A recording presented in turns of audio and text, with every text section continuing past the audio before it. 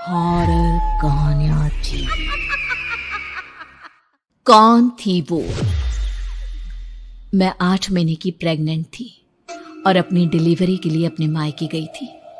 माँ ने मुझे फोन पर बताया, घर के पीछे की तरफ जो खाली जमीन थी ना, वहां पर एक नया कमरा बनवा लिया है। इतने सालों के बाद जैसे ही अपने घर में कदम रखा, कुछ अलग सा लगा। माँ, ये घर के पीछे की तरफ नया कमरा बनवाने की क्या जरूरत थी?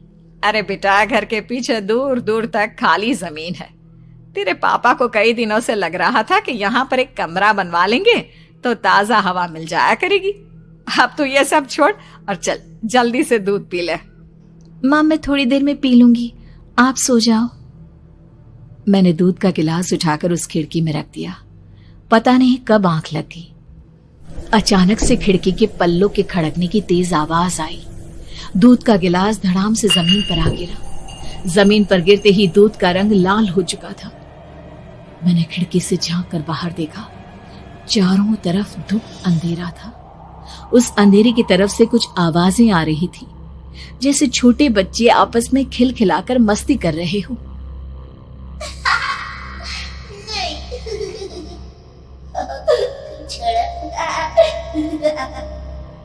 इतनी रात को इतने घनघोर अंधेरे में बच्चों की आवाज कैसे आ रही है? घड़ी में वक्त देखा तो ठीक 12 बजे थे। देखकर मैं सन्न रह गई। बुरी आत्माओं और भूतों की कई कहानियां मैं सुन चुकी थी। वक्त भी कुछ ऐसा ही था। ऊपर से मैं प्रेग्नेंट। सुना था कि ऐसे वक्त में अक्सर बुरी आत्माएं औरतों का पीछा करती है, तो क्या मेरे पीछे भी? पसीने से तरबतर बड़ी मुश्किल से, जैसे कांपते हाथों से मैंने उस खिड़की को बंद किया। जल्दी से जल्दी उस कमरे से बाहर निकलकर माँ के पास जाने के बारे में सोचा, लेकिन जैसे ही दरवाजे की तरफ पलटी, लगा कोई साया हवा की स्पीड से दरवाजे के सामने से गुजर गया। मेरे गले में अटक कर रह गई।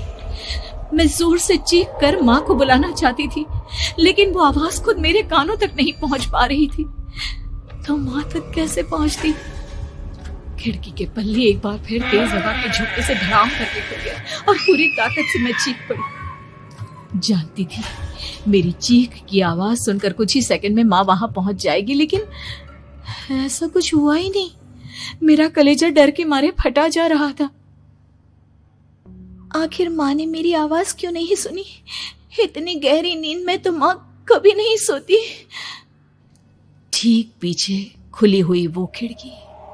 मुझ में इतनी ताकत नहीं बची थी कि मैं पलटकर उस तरफ देख भी सकूं। हवा का एक सनसनाता हुआ झोंका उसी वक्त मेरे कानों से आकर टकराया। लगा जैसे किसी ने दबी हुई आवाज में धीरे से मुझसे कहा, चली जाओ यहां से। मैंने दोनों हाथ अपने कानों पर रख लिए और एक बार फिर ताकत लगाकर जोर से चीखने की कोशिश की। माँ! पापा! मेरी आवाज उस कमरे की दीवारों से टकराकर वापस मुझे ही सुनाई दे रही थी। जितनी ताकत के साथ मैंने चीखने की कोशिश की थी, कुछ ही देर बाद उससे कहीं ज्यादा तेज और दर्दनाक चीख मुझे सुनाई देने लगी। कि आवाज ठीक मेरे पीछे खिड़की से आ रही थी। वो आवाज मेरे कानों में पिघलते हुए लोहे की तरह गिर रही थी। उन आवाजों में हैवानियत थी। वो आवाजें किसी इंसान की नहीं है, इतना मैं समझ चुकी थी। कांप रहे हाथों से मैंने अंधेरे में कुछ ढूंढने की कोशिश की। तभी अचानक मेरा हाथ बेड पर रखी टॉर्च पर पड़ा। किसी तरह ताकत लगाकर टॉर्च का बटन ऑन किया, लेकिन ये क्या? सामने दरवाजे पर 3 छोटी लड़कियां खड़ी हुई थी। उनके हाथ में स्टील के चमचमाते हुए चाकू थे। मैं घबराकर लड़खड़ाई और पीछे की तरफ हटी, लेकिन तब तक वो मेरे पास आ चुकी थी। उनकी गर्दन टेढ़ी थी और उनके हाथों के वो चाकू मेरे पेट को निशाना बनाने को तैयार। मैं जोर से चीखी, नहीं, छोड़ दो मेरे बच्चे को, मत मारो, मत मारो, छोड़ दो मेरे बच्चे को। सोनाली, क्या हुआ बेटा? तू इतनी डरी हुई क्यों है? उठ बेटा, क्या हुआ? हड़बड़ाकर मैंने अपनी आंखें खोली। देखा तो दिन निकल आया था। माँ मुझे जगा रही थी।